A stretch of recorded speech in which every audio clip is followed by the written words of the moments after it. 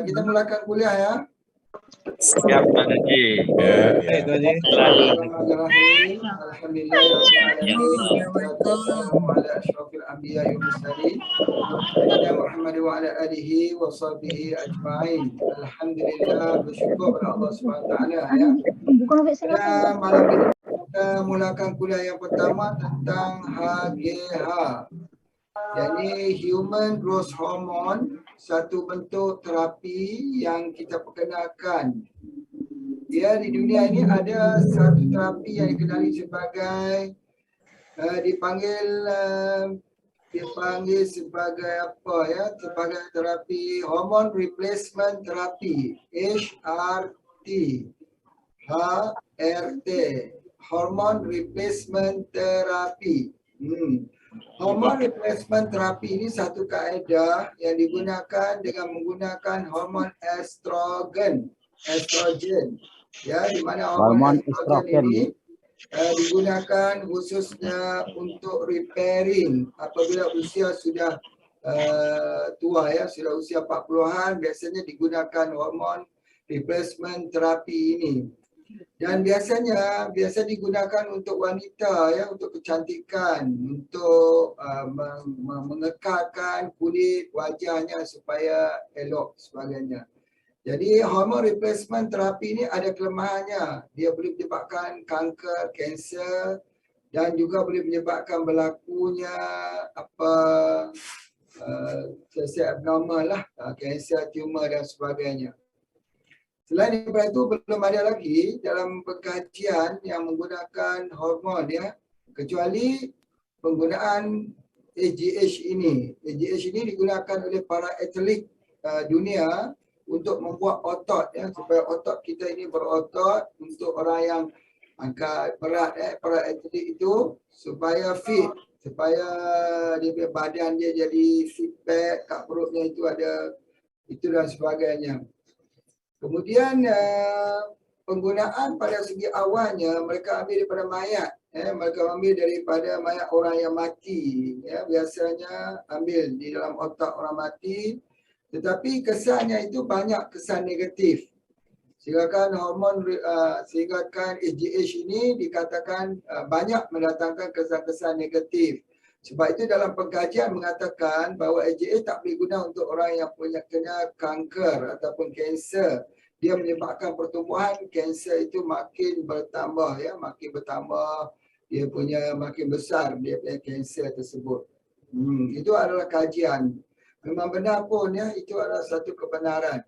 Kemudian pada hari ini di mana perawatan menggunakan human growth hormone ini digunakan secara injection dan diberikan kepada para atlet dan para olahraga ya, mereka menggunakan hormon ini tetapi terlalu mahal, tapi itu adalah kimia juga, kimia ya, daripada kimia. Jadi sesudah itu tidak lagi ditemui di mana daripada sumber human growth hormone ini tak ditemui di mana-mana lagi, apatah lagi nak cari dalam tumbuh-tumbuhan, lagilah tidak jumpa ya. Jadi oleh sebab itu maka Allah SWT berikan kepada kita menemui human growth hormone ini ada dalam tumbuh-tumbuhan. Filosofinya begini ya, filosofinya yang kita ambil sesuatu yang baik untuk manusia, baik untuk tumbuh-tumbuhan.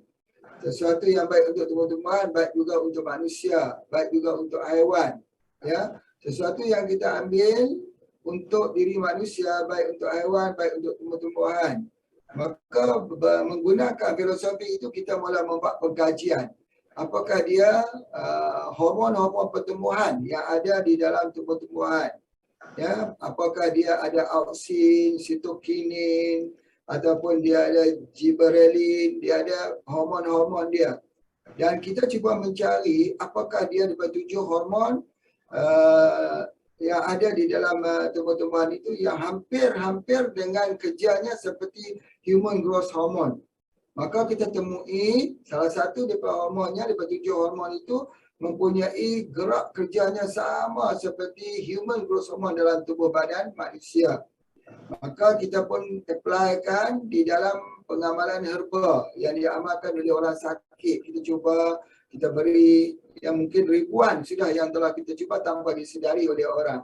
Dan akhirnya Pak Haji temui bahawa memang ada benar, ya, ada satu herba itu dia memiliki hormon pertumbuhan di dalam tumbuhan herba itu sama seperti dalam tubuh badan manusia. Dan dia telah digunakan ribuan tahun dahulu. Jadi artinya dia tidak mempunyai side effect, dia tak ada kesan-kesan sampingan, tetapi dia telah digunakan sejak daripada ribuan tahun dahulu. Jadi alhamdulillah ini adalah kitab-kitab, ya, dalam kitab-kitab tua yang ditulis manuskrip lama yang menceritakan tentang herba-herba dan tumbuh-tumbuhan ini. Jadi itu yang telah kita gunakan. Alhamdulillah, setelah kita cuba untuk memisahkan AGH ini daripada bahan-bahan yang ada dalam tumbuhan tersebut, kita telah pisahkan menggunakan pengkaedahan apa yang disebut sebagai vibration. Vibration iaitu dengan kaedah getaran, goncangan, ya, goncang itu sebagainya. Dan akhirnya kita berjaya untuk pisahkan dia dan kita boleh mendapatnya di dalam bentuk yang kecil tetapi berkesan, efektif. Walaupun sedikit tapi dia efektif. Ini yang telah kita gunakan dan alhamdulillah apabila kita telah beri dan cuba pada ribuan orang, dia menunjukkan satu kesan yang positif. Peringkat awal kita mengeluarkan satu produk kita yang dikenali sebagai AGH2. AGH2 itu adalah merupakan mana start video pertama yang kita cuba. Ya, AGH2 kita cuba dan itu pun telah menunjukkan kesan positif yang sangat-sangat tinggi. Namun begitu, Pak Haji masih tak puas hati lagi sebab penghasilan AGH2 itu mengambil tempoh yang panjang. Mungkin mengambil tempoh berbulan-bulan untuk orang tu sembuh dan sebagainya. Maka kita cuba untuk mempertingkat dosis dalam AGH2 itu. Lalu kita namakan AGH-T. T itu maknanya terapi, treatment, tercepat, terpantas, terlaju untuk digunakan di dalam perawatan.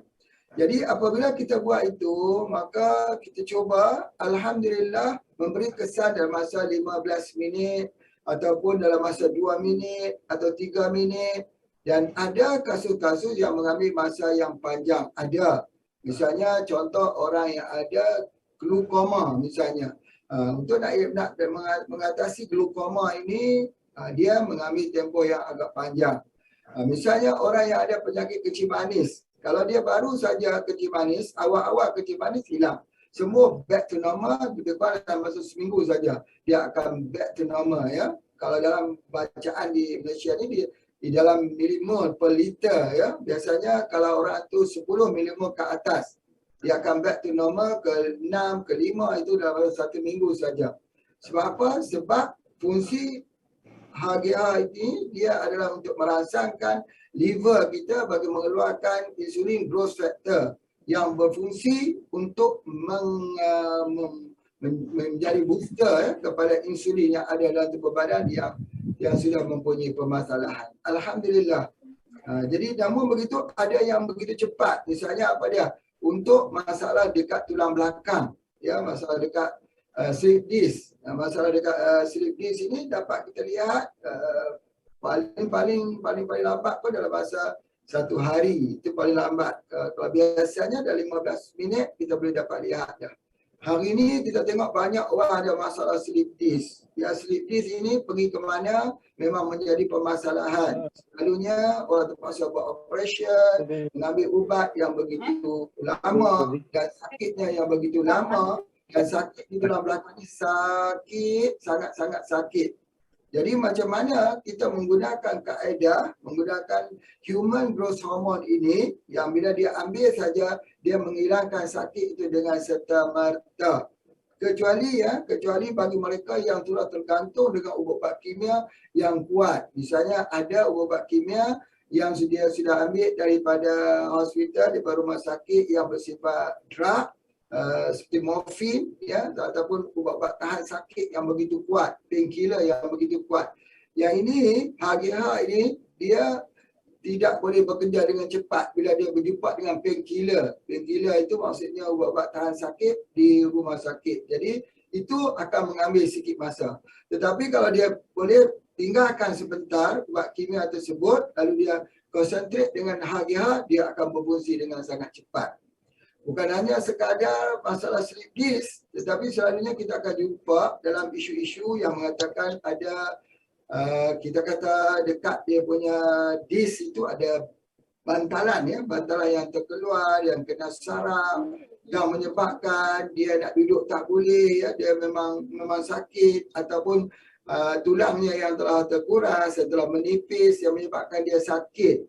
Jadi di sini selalunya harapannya sudah tidak ada lagi operation, lalu ada yang tumbuh keluar itu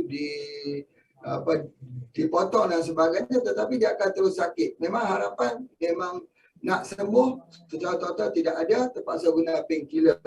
Yang ini kalau kita gunakan herba HGH, dia akan berhadapan dengan masalah sebab ada painkiller yang menghalang daripada HGH itu berfungsi. Jadi oleh sebab itu dia terpaksa tinggal ubat-ubat tu dan dia kena ambil HGH ketika dia mau sembuh. InsyaAllah sembuh dengan izin Allah. Ya, sembuh dengan izin Allah. Jadi oleh sebab itu kaedah yang terbaik ialah ambil pada waktu malam. Ya, dengan kita ambil, kita semprot atau spray ke dalam air mineral. Kalau air itu setengah liter, kita masuk sekali saja semprot. Kalau 1,5 liter, 3 kali kita spray di dalamnya, kemudian baca suratul Fatihah, kemudian kita goncang dia, kocok dia 53 kali, ya, 53 kali. Jadi oleh sebab itu, maka kita minum air yang 1,5 liter itu minum dalam masa 1 hari. Jadi ketika kita ambil, maka dia akan lihat dia punya keberkesanannya. Yang pertama sekali, kalau kita ambil, dia akan ngantuk. Dia akan ngantuk. Mengantuk itu menandakan bahawa tubuh badannya itu sudah berespon dengan HGH yang dia ambil. Sebab HGH itu dia mendatangkan 3 fungsi utama, mengantuk, pencernaan dan hormon gembira. Jadi kalau kita ambil HGH ini, dia ngantuk. Yang kedua, dia mudah pencernaan, ya, masalah angin, masalah perut, masalah kembung. Itu masalah pencernaan, masalah sembelit, ya, susah, masalah tak lancar, akar, ya, buang air besar, buang air kecil. Jadi kesemua ini, masalah pencernaan ini akan sembuh apabila kita menggunakan HGH, insya-Allah. Kemudian yang ketiganya, fungsinya adalah untuk mendatangkan hormon gembira. Dia akan gembira, dia akan rasa ringan. Jadi dengan sebab itu, kalau tengok kajian HGH di peringkat dunia pun mengatakan bahawa mereka yang mengambil HGH ini 80% beban dalam otaknya ketika dia bangun pada waktu pagi sudah hilang bebannya. Walaupun dia tidur sebentar, tapi dia rasa dia dah tidur cukup lama sebab dia mendapat apa disebut sebagai delta frekuensi, iaitu 0.5 Hz hingga 4 Hz frekuensi, yakni gelombang. Otaknya itu walaupun dia tidur sebentar, tapi dia telah refreshkan dalam masa yang sama. Ini tidak boleh disamakan dengan ubat tidur. Ubat tidur boleh tidur tapi tak refresh. Sebab apa? Sebab dia tak sampai kepada delta frekuensi. Kalau yang ini, kita ambil dia, tidur sebentar, baru sejam, 2 jam pada waktu malam, dia sudah refresh. Sebab dia melakukan repairing. Jadi oleh sebab itulah, maka Pak Haji mengatakan bahawa hormon, human growth hormone ini adalah merupakan doktor. Tak ada suara. Itu yang penting, ya. Itu yang paling penting sekali ialah apabila kita melihat human growth hormone itu adalah doktor. Bila kita baca ayat Quran, wa iza maridtu fa huwa yashfin. Bila aku sakit, dialah yang menyembuh. Jadi bila aku sakit, dia menyembuh. Yakni Allah, dia itu adalah Allah. Kemudian Allah menetapkan doktornya di dalam tubuh badan kita, iaitu human growth hormone yang merawat daripada hujung rambut sampai hujung kaki. Apa bukti dia? Buktinya ialah dia melakukan 3 perkara utama, iaitu dengan dia melakukan tidur yang berkualiti, iaitu mendapat delta frekuensi, iaitu pencernaan untuk kolon yang tersumbat, untuk sembelit, dan dia dapatkan hormon gembira, happy. Hormon gembira, hormon tawa, hormon cinta, itu di antaranya. Jadi oleh sebab itulah maka Pak Haji menamakan dia di dalam 2 tanda kutip, ya, bahawa dia adalah doktor di dalam tubuh badan. Daripada menjaga sistem imuniti sampai kepada sistem imuniti, sistem pencernaan, sistem urinary, kencing dia bagus, ya. Dan kita tengok, kalau kita bicara tentang tidur, orang tak dapat tidur sebab apa? Bangun malam, kerak nak kencing. Tapi bila kita ambil hari-hari ni, dia sudah tak kencing lagi pada waktu malam. Jadi dia tak bangun kerak, jadi dia dapat deep sleeping. Jadi itu di antaranya sistem urinary, sistem pernafasan, sistem apa lagi blood circulation, sistem saraf nerve, ya, dia mempengaruhi 12 sistem dalam tubuh badan manusia ini. Jadi oleh sebab itu maka alhamdulillah mungkin Allah Taala telah memberikan jawapan kepada kita yang kita faham bahawa la syifa illa syifa'uka, tiada yang menyembuh melainkan Engkau yang Maha Penyembuh ya Allah. Syifa la yuqadiru saqama, sembuh dengan tak meninggalkan kesan. Memang dia rawat betul-betul, dia rawat akar permasalahan penyakit, dia rawat kesembuhannya itu kesembuhan yang total, sembuh betul. Orang yang ada darah tinggi, alhamdulillah. Orang yang ada masalah saraf, alhamdulillah. Orang yang masalah jantung, alhamdulillah. Orang yang ada kanser, alhamdulillah. Orang yang ada asam urat, alhamdulillah. Ada asam lambung, ada migraine, ada gangrene, ada luka, ada permasalahan dekat kulit, ada masalah virus, ada masalah-masalah patogen yang lain, ada masalah hormon yang tak regular, irregular, ya, yang datang hormon sekejap datang dalam bulan, sakit, segugup dan sebagainya. Kesemuanya ini adalah merupakan salah satu daripada pencapaian human growth hormone.